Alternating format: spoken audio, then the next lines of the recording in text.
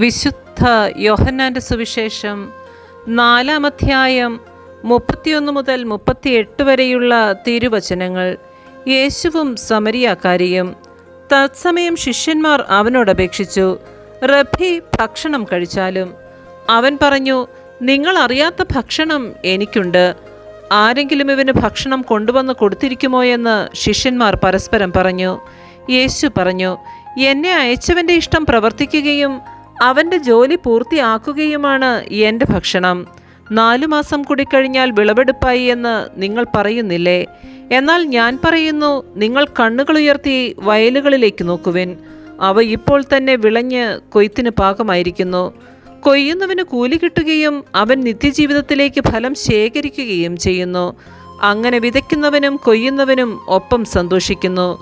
വിതയ്ക്കുന്നത് ഒരുവൻ, കൊയ്യുന്നത് മറ്റൊരുവൻ എന്ന ചൊല്ല് ഇവിടെ സാർത്ഥകമായിരിക്കുന്നു. നിങ്ങൾ അധ്വാനിച്ചിട്ടില്ലാത്ത വിളവ് ശേഖരിക്കാൻ ഞാൻ നിങ്ങളെ അയച്ചു. മറ്റുള്ളവരാണ് അധ്വാനിച്ചത്. അവരുടെ അധ്വാനത്തിൻ്റെ ഫലത്തിലേക്ക് നിങ്ങൾ പ്രവേശിച്ചിരിക്കുന്നു. നമ്മുടെ കർത്താവായ മിശിഹായ്ക്ക് സ്തുതി.